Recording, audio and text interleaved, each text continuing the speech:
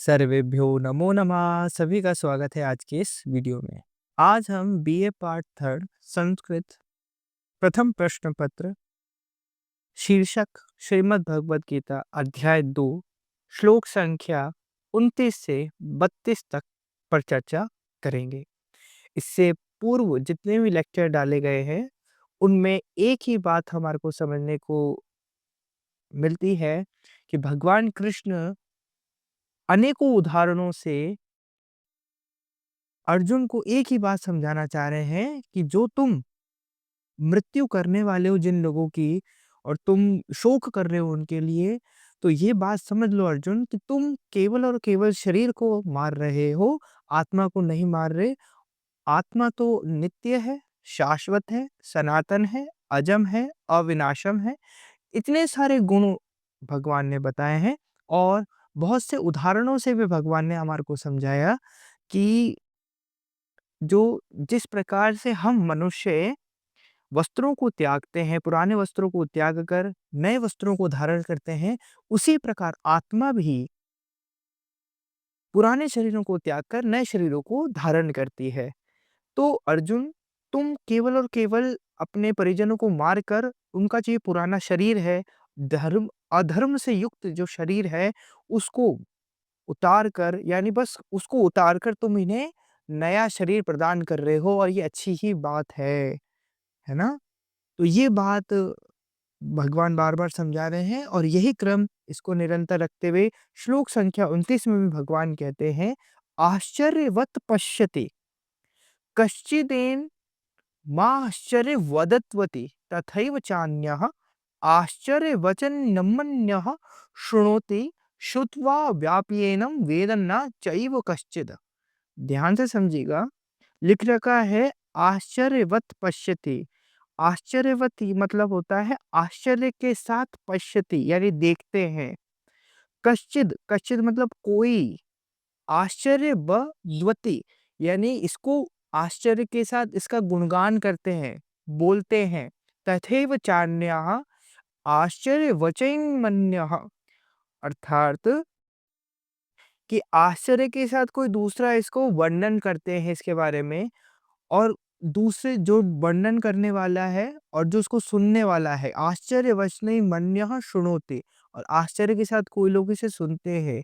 श्रुत्वा व्यापेन वेद न चैव कश्चित्, लेकिन सुनकर भी इसके बारे में वेद न, वेद मतलब होता है जानना, न मतलब होता है नहीं, इसको तब भी नहीं जान पाते। मूल रूप से कोई इस आत्मा को आश्चर्य की तरह देखता है और वैसे ही अन्य कोई इसका आश्चर्य की तरह वर्णन करता है तथा अन्य कोई इसको आश्चर्य की तरह सुनता है और इसको सुनकर भी कोई नहीं जानता।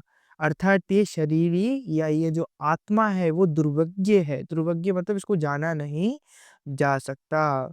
भगवान 30वें श्लोक में कह रहे हैं, देहि नित्यं वधयो अयम देहे सर्वस्य भारत तस्मात् सर्वाणि भूतानि न त्वं शोचितुम अर्हसि। मतलब हे भरतवंशोद्भव अर्जुन, हे अर्जुन, सबके देह में, सबके शरीर में ये है आत्मा नित्य ही अवध्य है। यानी हमेशा से ही अवध्य है, इसका वध नहीं किया जा सकता, इसे मारा नहीं जा सकता है। इसलिए संपूर्ण प्राणियों के लिए अर्थात किसी भी प्राणी के लिए तुम्हें शोक नहीं करना चाहिए, क्योंकि तो शरीर जो है केवल और केवल वस्त्र की भांति है, केवल और केवल भारी आवरण है। ये जो शरीर है वो चलता है तो केवल आत्मा से और आत्मा को अर्जुन कोई नहीं मार सकता।